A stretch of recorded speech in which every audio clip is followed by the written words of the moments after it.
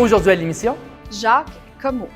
Moi, je pourrais dire que ça m'a apporté beaucoup de réponses à ce que, tu sais, à des rêves d'enfance. Tu sais, j'ai tout vu mon enfance dérouler du party de cuisine chez mon grand-père. bienvenue à Mission Country. On attend toujours la fin de la COVID.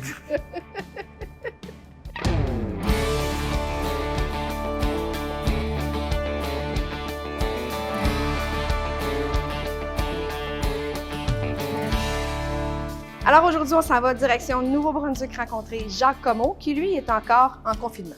Oui, hein, parce qu'il est dans son 14 jours, vu qu'il a été voir sa fille gagner la voix de cette année. Team Music!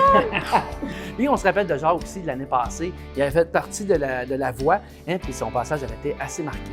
Oui, alors vous allez rencontrer un homme hyper talentueux, généreux. On a eu bien du fun avec Jacques. On a ri pas mal. Bonne émission. Ça va avoir du service ici. Fermez cette COVID dans zone rouge!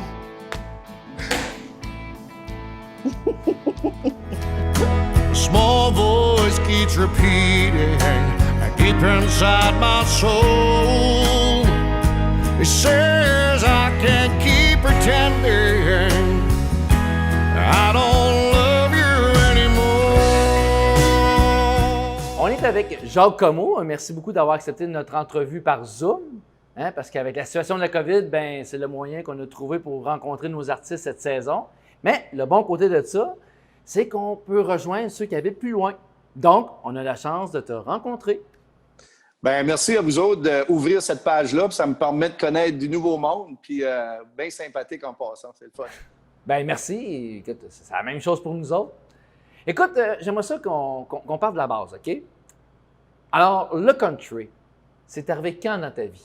Et le country, je pense que quand ma mère a enfanté de son garçon, je pense que c'est ça qui jouait dans la salle à l'hôpital. Il y a quelque chose parce que le country fait partie de la famille. Mon côté de mes parents, mon papa, ma grand-mère a eu 22 enfants. Puis ça écoutait juste du country, ça jouait du country. 22 enfants avec le même homme, là. Il n'y avait pas de télévision, ça roulait au toast. Fallait que le grand-père il allait travailler, faire vivre ces enfants-là. Puis c'est parti de cette trolley d'enfants-là, ben, il y a eu mon père. Puis mon père, c'est lui qui a hérité de la première guitare. Il était le gars du milieu. Puis il a appris ses frères, ses sœurs à jouer de la guitare, à chanter. Puis c'était une affaire de famille, ça, la musique. Puis mon grand-père, ben, il jouait de la musique à bouche. C'était bluegrass, country. Puis c'était aussi beaucoup de la musique country des Julie et Frères Duguay, qui jouaient beaucoup à la maison, là, les Frères Duguay avec Julie. Puis là, ben, on a grandi avec ça dans nos oreilles. Puis le country a resté avec du Johnny Cash, avec du... tu gardes à ça, la musique country, ça parle avec son cœur. Puis c'est toutes des histoires qui reflètent ce qui se passe à la maison, dans la vie de tous les jours. Conway Twitty, c'est du monde qu'on a écouté. Willie Nelson. C'est sûr qu'il y avait des moments Elvis Presley dans notre vie, mais j'étais peut-être moins rock'n'roll, j'étais plus country. Puis ça virait en country rock. C'est fait un mélange des deux dans ma génération. C'était quand la première fois que tu as pris une guitare et tu en as joué? Est-ce que c'était plus dans ta jeunesse ou plus vers l'adolescence? Bien, je peux te conter quelque chose. Je pense que je ne l'ai jamais dit, ça. Bien, chez nous, là, je vais te dire quelque chose, là, puis si mon père écoute ça, il va peut-être dire, ben là, mon père avait eu la première guitare de la famille, puis c'est lui qui a apporté sa guitare-là à la maison. Puis sa guitare-là, c'était pas touche. C'était un des seuls cadeaux qu'il avait reçu, puis ça voulait dire beaucoup pour lui. Puis une soirée, j'ai un petit cousin qui est arrivé chez nous, puis lui avait la guitare de son père. Moi, je n'avais pas de guitare, je n'avais pas le droit d'y toucher de sa guitare. On a été dans la chambre de mon papa, de ma maman, là, de mes parents. J'ai sorti la guitare du garde-robe, pareil comme si c'était un fusil, là. Faire attention, sortir la guitare. Puis là, mon cousin a commencé à me montrer quelques accords. Puis dans la première heure de pratique, j'avais appris La femme aux yeux bleus sur la guitare, un autre tune country. Puis j'ai pas eu le choix d'apporter la guitare dans la cuisine où tous les adultes jouaient aux cartes, partager la toune. Puis j'ai dit, même si je me fais chialer, ben je me ferai chialer. Puis ça a été le gros hit. Après ça, c'est parti. La guitare, aujourd'hui, depuis ce temps-là, mon père, il me l'a fait sortir, puis il voulait que je continuais. Là. Ça a cassé la glace grâce à mon petit cousin. Ouais. Crème, c'est cool! Écoute, tu me racontais tantôt que tu as tout lâché pour faire de la musique. Oui, c'est ça. Ben, avec le temps, les années, c'est sûr que ça amène à plusieurs années de route de musique, à vouloir essayer, à vouloir percer. Puis c'est sûr que j'ai été faire. Je suis parti en train. Je suis parti en train. J'ai gradué. Je suis parti en train faire à Montréal faire de la musique. J'ai décidé de me lancer là-dedans à plein temps pour réaliser que c'était assez dur, merci. Puis de continuer de foncer. J'ai même jusqu'à gagner le chanteur country américain c'est le trophée Willie Lamotte que j'avais remporté en 95. Je me rappelle bien. Puis 95-96, dans ces années-là, là, puis je me rappelle, c'était Paul Verval qui faisait la voix de... Je ne sais pas si tu écoutais Les Frais de Caillou. Ben oui, Paul Verval qui m'a donné le trophée au Capitole à Québec. Je me rappelle comme c'était hier, le tapis rouge. J'étais tout seul à la table, un petit gars qui allait chercher son trophée. Puis là, après ça, ben c'était des bars. On jouait du mercredi au dimanche. On faisait un show l'après-midi, un show le soir. 3 heures l'après-midi à 3 heures du matin, jusqu'à temps que là, j'ai dit, Colin, c'est pas ça la vie de musicien pour moi. Là, je ne veux pas tout le temps faire ça. Je vais-tu aux études? Là, j'ai lâché la musique, puis je m'en étais aux études à l'université à pouvoir étudier, jusqu'à temps que j'ai réalisé que la musique me manquait trop. So, j'ai revenu à la musique, mais avec un mélange avec mon travail. Puis jusqu'à temps, pour ramener à ta question que j'avais tout lâché, mais j'ai continué la musique tout le temps en conséquence d'avoir un travail pour pouvoir faire ma musique. Tout le temps. Je prenais un job, là, il fallait que j'étais capable de faire de la musique avec. Puis là, j'ai arrivé à un moment dans ma vie où j'ai décidé, OK, on lâche tout, puis je vais juste faire de la musique à plein temps. Dans ce temps-là, on parle de une dizaine d'années passées, j'avais peut-être en tout 34 ans à peu près. En 2013, je pourrais dire, pas mal longtemps après 2013, là, quand j'ai sorti mon album. J'ai dit, OK, sorti un album, on décolle, on fait de la musique à plein temps. Jusqu'à temps que je m'en aperçus que, il dit, fais ce que tu aimes dans la vie, tu ne travailleras jamais une journée de ta vie de nouveau. Puis là, j'ai tombé à dire, OK, là, ça ne marche pas, 2 enfants à la maison, une maison à payer, là, il faut que je revienne à la réalité, je retourne travailler. Et c'est là qu'il vient le fameux Rock'n'Roll Express que tu me posais la question plus tôt là, avant l'entrevue, de savoir c'est où ça vient, ça, ton adresse courriel, Rock'n'Roll Express. Mais j'ai été travailler pour une compagnie d'outils que les gens connaissent très bien. C'est Snap-on Tools, pour ceux-là qui ont tous des outils Snap-on. Mais Snap-on avait un camion, puis c'était un camion, un show truck, juste de coffre d'outils, puis ça s'appelait le Rock'n'Roll Express. Là, j'ai décidé de mettre pause sur la musique et j'ai pris un show truck, puis pour moi, j'allais faire un show avec le camion, mais avec des coffres d'outils, rencontrer des gens partout au Québec, puis dans les Maritimes, puis on allait rencontrer des gens face à face. Et c'est là que le rock'n'roll a pris place. Et puis que là, j'ai décidé de céder place à ma fille, que je dis, si tu as des shows, ma fille, je vais être avec toi, je vais te supporter, je vais te backer, je vais faire la musique en arrière, je vais aller trouver les musiciens qu'il te faut. Mais papa va tout te donner ses connaissances, puis toi, là, tu as tous les talents du monde pour fleurir là-dedans.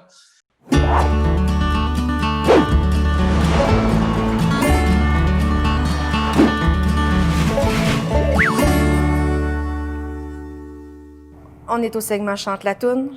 Swing la baquette dans le fond de la boîte à bois. Facile, je te donne un mot. Tu me chantes un petit extrait d'une chanson qui a le mot dedans. Premier mot. Maman. Oh ma mère, je te demande pardon.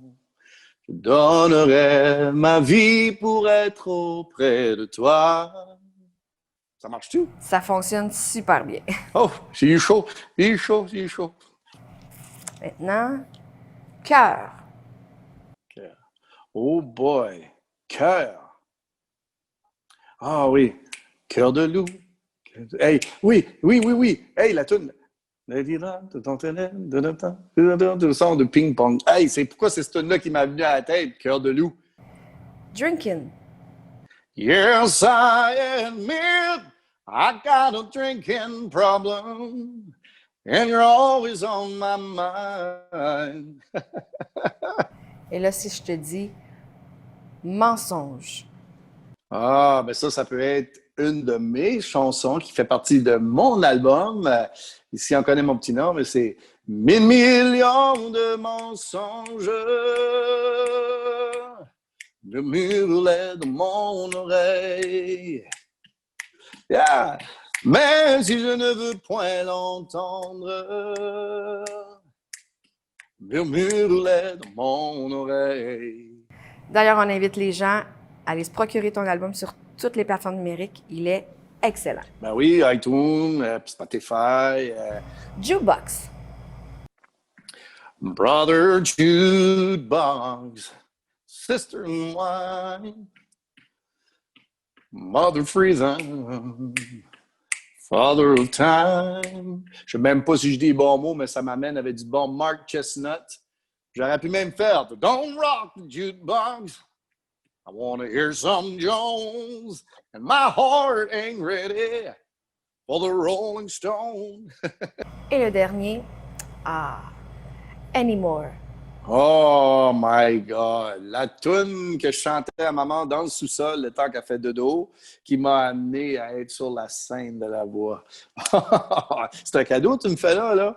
Non, c'est un cadeau que tu nous fais. Well, I can't hide the way I feel about you anymore. Merci, Jacques. Oh, mouah! Merci à vous autres. Tu as marqué la voie lors de ton passage, ça, écoute, tout le monde le sait. Hein? Est-ce que cette aventure-là t'a apporté ce que tu cherchais depuis longtemps?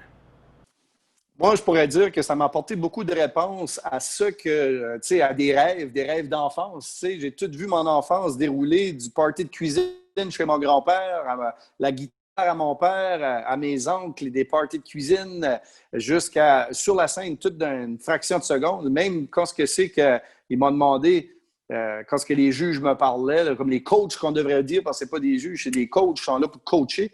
J'ai dit c'était blanc, c'était noir. Là, parce que ça défilait tellement vite.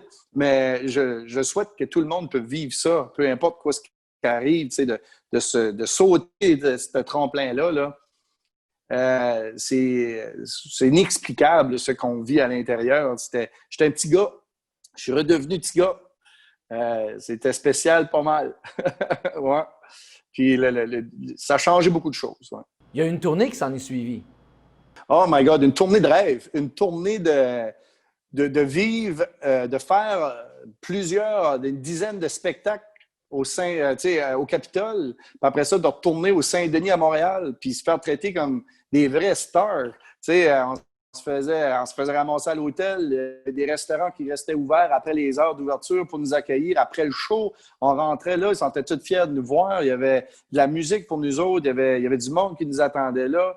Quand on allait faire des spectacles, les gens ils faisaient la file, puis on fait jaser. Ils sont tous fiers de nous voir, de pouvoir voir tout cet amour-là en l'air, là, puis de faire du bien à tous ces gens-là. C'est un cadeau du ciel, ça. Et comment se sentait le petit grand toi à performer sur cette grande scène devant tout ce public-là? C'était de dire « Hey, je suis capable de faire le plus beau métier du monde, être sur la scène, faire plaisir au public, parce qu'ils ont choisi de venir nous voir, là, je ne les ai pas forcés. Là. Quand ils sont là, ils sont là par plaisir, ils sont là pour se divertir, ils sont là pour oublier le problème, même que ce soit 1 seconde, 1 minute. La journée, ça peut durer la semaine, parce que ça dépend, ça joue encore dans leur tête. Tu sais. Je suis gâté de pouvoir avoir le privilège de pouvoir faire ça, tu sais, de pouvoir embarquer sur une scène. Nous aussi, on est gâtés de pouvoir t'écouter. C'est sûr qu'on a besoin des deux côtés de la médaille. Sans vous autres, on n'aurait personne pour performer pour. So, j'apprécie et je remercie le bon Dieu qui m'a donné le talent de pouvoir faire ce côté-là de la médaille. Le côté, moi, d'être sur scène, j'adore ça d'être sur scène, voir un show, puis je suis dans la salle, je me sens pas à ma place. J'aime mieux être sur la scène. Tandis qu'il y a beaucoup de gens, peut-être que c'est le contraire. Oh, moi, je me verrai jamais sur un stage. Moi, j'aime bien mieux être assis dans un banc, tu sais. Mais non, moi, c'est le contraire. Si qu'il y a un show qui se passe, j'ai envie d'être dans le show. Écoute, c'est déjà terminé pour moi. Hein, ça a passé vraiment vite. Merci beaucoup, Jacques, puis je te laisse avec mon ami Julie. Yes! Ma vie de famille à cause de trop travailler. J'ai juste le goût de boire une petite bière avant de craquer. J'ai décidé de commencer à prendre le temps de vouloir m'arrêter. Car demain, tout peut changer.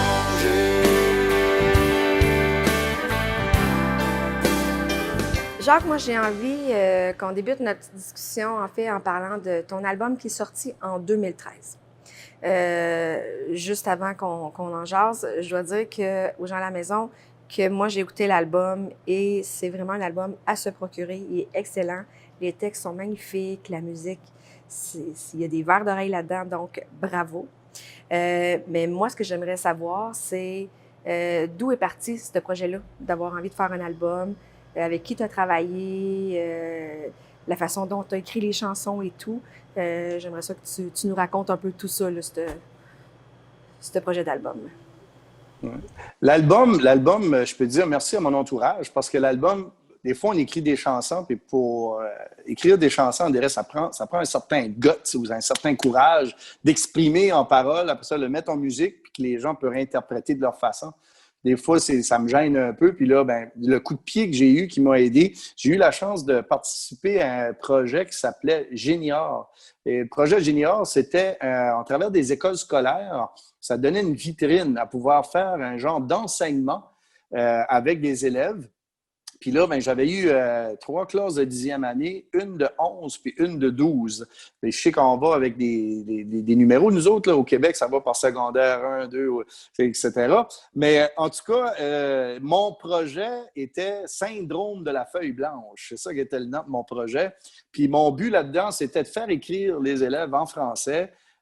Puis aujourd'hui, dans notre coin, nous autres, c'est beaucoup anglophone. Tu sais, la radio anglophone, télévision anglophone, hors la cour d'école, c'est anglophone. Tu sais. Puis là, on va encourager nos jeunes à pouvoir s'exprimer en français, parler en français, d'écouter en français, de sa langue maternelle. Cela, c'était le challenge d'apporter les élèves à écrire en français. Puis le challenge était, OK, on écrit une toune en français, puis je vais l'enregistrer en studio.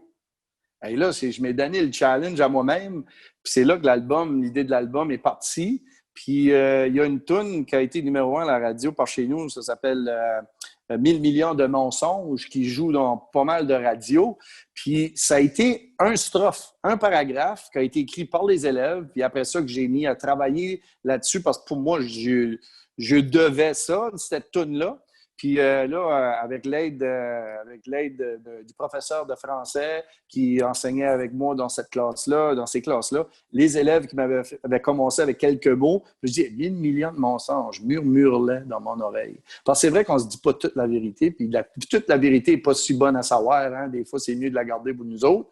So, là, ben, c'est là que ça a parti, cette toune-là. Puis l'album a parti j'ai décollé écrire d'autres tunes. J'ai collaboré avec un autre bonhomme, Daniel Robichaud. C'est un gars de par chez nous, du Nouveau-Brunswick.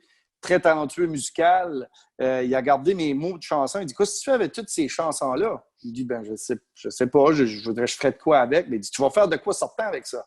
Puis là, il a pris, puis il m'a comme poussé dans l'arrière. Il a dit, OK, parce que j'avais pas cette confiance-là de sortir ça du garde-robe ou sortir ça de la cave ou sortir. Tu sais, là, tout d'un coup, là, ça a pris forme. Là, après, j'ai eu la chance de faire un We Are the World en Acadie. J'ai eu une chanson qui avait été écrite On se rassemble en Acadie.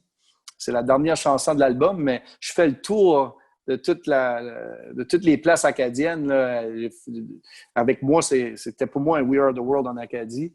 Là, c'est sûr, je voulais sortir l'album. C'est là que j'ai continué à écrire des tunes. Ça m'a forcé là, à faire cet album-là, puis qui a sorti en 2013, puis que le titre, c'est « Ici, on connaît mon petit nom ». Puis le monde, c'est dans la chanson « Mon village ». qui a été écrite par nul autre que la belle Monique Poirier. Ça, c'est pas moi qui l'ai écrite, cette chanson-là, c'est Monique Poirier. Puis dans la toune, c'était moi tout craché. J'ai dit, c'est moi ça, mon village. Ça parle de tout le monde chez nous.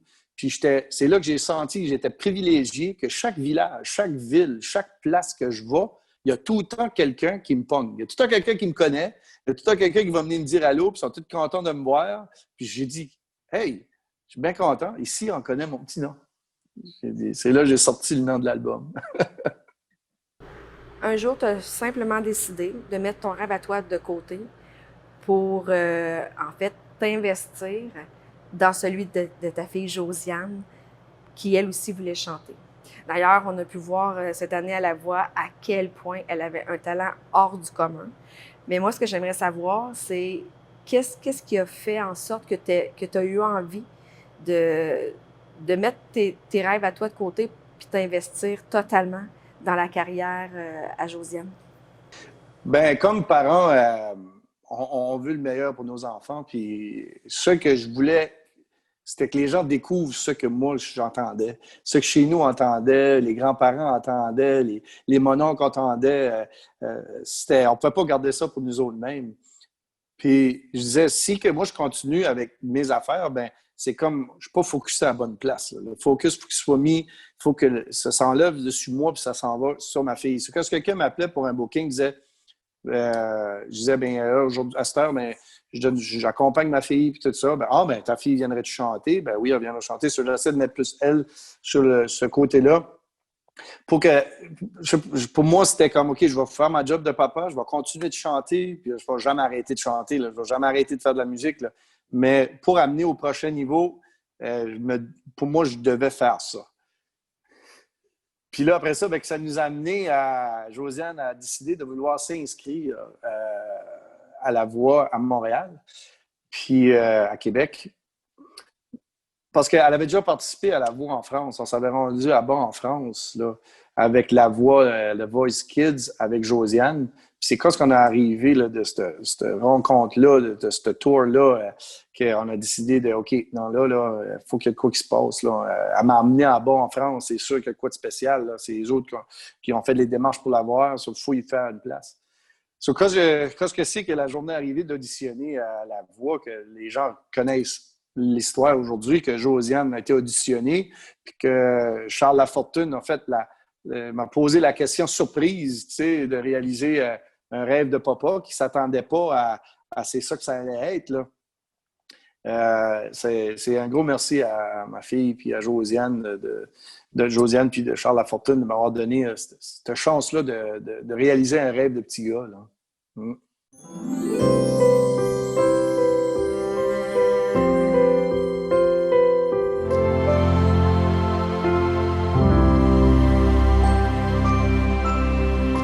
Salut Jacques. Hey, salut mon Steve. Écoute, hey, j'ai préparé des questions pour notre rencontre parce que je veux savoir, je veux apprendre à te connaître en fait et savoir si notre blind date va fonctionner. On va voir si c'est à long terme ou à court terme. Donc, première question. Fais-tu ton lit le matin? Et tableau. Si je fais pas mon lit, la journée passe pas, là. Oui, faut que je fasse mon lit le matin avant de m'en aller parce que quand j'arrive le soir, si mon lit n'est pas fait, c'est comme si il y a quelque chose qui n'a pas été dans ma journée, là. Faut que le lit soit fait quand j'arrive. Ouais. C'est pour ça que je le fais avant de m'en aller. Le règlement, c'est lui qui se lève le dernier, il faut qu'il le fasse. Je suis tout le temps le premier levé. Quelle est la chose la plus folle que tu as fait pour une fille? Et tabarouette. La plus folle, c'est peut-être de remplir la maison de l'entrée à aller jusqu'à la chambre à coucher de pétales de rose. Puis quand elle a ouvert la chambre, c'était rempli de ballons. Mais quand je dis rempli de ballons, gonflés, là, rempli de ballons gonflés, tu vois, il n'y a rien d'autre que des ballons. Ah ouais. Ça, c'est la chose la plus folle, je pense, que j'ai faite. C'est ça. Wow! Hey, pour vrai! Hey, jamais personne qui dit quelque chose de même. C'est malade. T'es fou. Ben, ça voulait à peine. Ça va faire 22 ans et quelques mois, puis c'est encore elle qui est là. Wow! Hey, j'aime ça. Qu'est-ce qui te fait rire à chaque fois? qui me fait rire à chaque fois, c'est de voir un enfant sourire, mais rire à cœur. Tu sais, tu peux pas résister à un enfant qui rit à cœur, même s'il me fait « Peekaboo! » Là, ça marche à tout coup, puis là, c'est parti. Quelle joie de vivre, la relève, mon homme. Hein, ça fait oublier tous tes petits problèmes. De quoi pourrais-tu parler toute la journée? Toute la journée, je pourrais parler de la chanson, de la musique, de quoi est-ce que ça nous amène. Parce que moi, je dis, il y a deux choses qui rassemblent des gens autour d'une table. À manger, mais aussi la musique. Parce que pour party de cuisine, là, ça se fait avec de la musique puis de la bonne bouffe. Puis de la famille, ça se réunit comme ça. Puis même les amis veulent rentrer dans la maison, même les voisins, les voisines veulent rentrer à la maison, jusqu'à temps qu'on dit « Wow! C'est plein, sold out. » C'est pas vrai, on laisse la porte ouverte à tout le monde habituellement, mais là, on est dans une situation un petit peu fragile. On souhaite que ça va revenir bientôt à la normale parce que ça me manque beaucoup. Quelle est la qualité première que tu recherches chez une femme? L'ouverture d'esprit, de ne pas juger le couvert par 100 livres. Ça veut dire qu'on peut apprendre à se connaître, puis d'avoir de se sentir libre. De se sortir ses qualités sans les garder. Des fois, on peut voir d'une personne, ça garde tout à l'intérieur. Ben non, sors le beau, là, sors-le. Là, de pouvoir se sentir libre. Je peux dire que j'aime voir une femme de se sentir libre. Ouais. Good! Écoute, t'as vraiment bien répondu, puis j'ai vraiment aimé notre blind date. Hey, ce ne sera pas juste pour une nuit, j'espère, là. Non. D'après moi, on va se rappeler. Hey, merci, Charles. Merci à vous autres. Et là, cette année, ça a été l'année à Josiane. On a pu la voir évoluer dans l'émission La Voix. On a vu à quel point elle était ouverte d'esprit. Elle voulait apprendre, elle était super motivée. Et elle a été récompensée puisqu'elle a été sacrée La Voix du Québec 2020. Par contre, le COVID a obligé des mesures quand même assez strictes pour que La Voix puisse continuer, en fait. Et ça le fait en sorte que tu ne pouvais pas l'accompagner partout, tu sais, voir ses performances en live. Tu voyais ça comme nous, de la maison, directement à la télé. Quand elle était nommée gagnante La Voix 2020, on a vu à quel point tu étais heureux et fier, mais ça devait être quand même assez déchirant en même temps de ne pas pouvoir être là puis la prendre dans tes bras. Donc, comment tu as vécu tout ça? Alors, j'ai serré mon téléphone assez fort que j'avais plus quoi faire de moi-même entre quatre murs à l'hôtel. Là. Comment je pourrais expliquer le sentiment intérieur? J'étais un papa, il dit c'est un mère poule, là. Mais moi, je suis un papa poule. On veut tout le temps le mieux, puis le meilleur, puis on veut donner le meilleur. Mais là, cette aventure-là, je pense, avec le fait que je ne pouvais pas être aussi proche, je pense, a fait à donner à ma fille le droit de s'épanouir par elle-même. Parce que je n'étais pas tout le temps là à talonner derrière. Comme parent, des fois, je le sais, là, probablement, puis pas probablement, j'ai le défaut, là, je suis collant.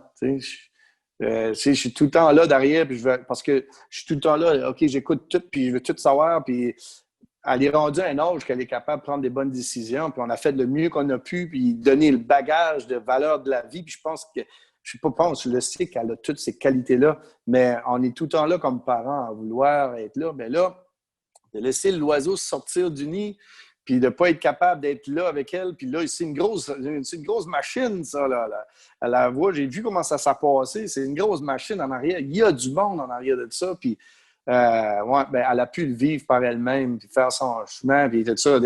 L'émotion vient, ça embarque, puis là, tu gardes Caroline. Oui, j'ai vu ma fille grandir en avant, dans ça, puis faire des choses que même moi, j'écoutais, puis on écoutait compétition, puis elle m'apportait ça à l'hôtel, on fait l'écouter ensemble. Je disais, mais qu'est-ce qui est arrivé là? Qu'est-ce que tu as fait là? Je t'ai jamais entendu chanter comme ça. Tu as sorti quelque chose de nouveau, là. Puis là, on reculait, puis on faisait des découvertes. Mais c'était vraiment spécial. On faisait des découvertes ensemble. Oui, on avait des hauts et des bas parce que des fois, on n'est pas tout le temps d'accord sur la même affaire. Là. C'est normal. Là. On est c'est papa et sa fille.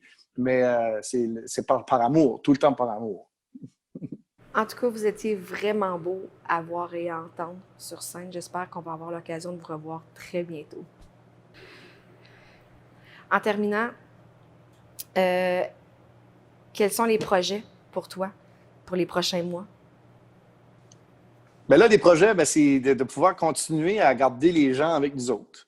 En même temps, de garder les gens avec nous autres, coller avec nous autres, ben, c'est faire d'autres musiques. J'aimerais pouvoir avoir la chance de quoi ce qui a été fait à la voix, de pouvoir de le sortir, que les gens peuvent continuer à écouter ça. J'aimerais ça peut-être. J'ai lancé ça en l'air cette semaine à ma fille. Ce serait le fun, une toune de Noël, papa-fille, là, tu sais. Mais oui, là, tout de suite, elle est super occupée. Puis là, papa essaie de prendre sa place, puis je la comprends. Là, c'est comme, hey, papa, tasse-toi, là. Mais c'est pas vrai, elle aimerait ça. Je le sais. Ben, c'est le temps qui manque. Ou un duo père et fille, peu importe, plus tard dans l'avenir. Mais là, j'attends de travailler sur des chansons françaises en franco. Puis j'essaie aussi travailler aussi sur des chansons anglophones. Puis j'aimerais faire peut-être un mélange des deux. Puis en même temps, de pouvoir sortir quelques chansons. Là, je ne sais pas ce qui va être le meilleur temps de les sortir, dû à ce qu'on vit dedans aujourd'hui. Là. Mais j'ai hâte de faire écouter les nouvelles chansons, puis du bon stuff. Puis s'il y a des gens qui ont le goût de partager des poèmes ou de quelques chansons, ben moi, je suis ouvert à ça, à écouter. Puis ça va me faire plaisir de regarder ça, de voir si on ne peut pas sortir l'album encore plus vite. Là. Jacques, un gros merci de nous avoir donné du temps dans ton confinement. Et je te souhaite sincèrement que tu puisses rapidement retourner sur une scène pour pouvoir triper avec ton public. Merci. Ben merci. Merci à vous autres. Merci à tous les gens qui nous aident à faire ce qu'on aime, puis à rencontrer des gens comme vous autres, comme des artistes. Je me sens gâté pourri.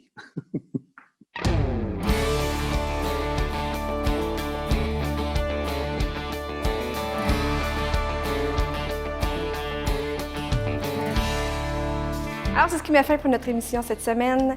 Merci à notre invité. Vous pouvez aller voir sa page Facebook, les liens YouTube ou tout autre réseaux sociaux. Hein? Oui, ils sont pas mal tous présents là-dessus maintenant. Hein?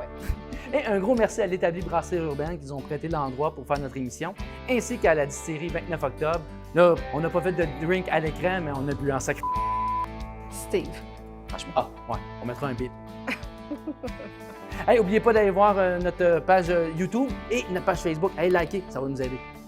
Bye!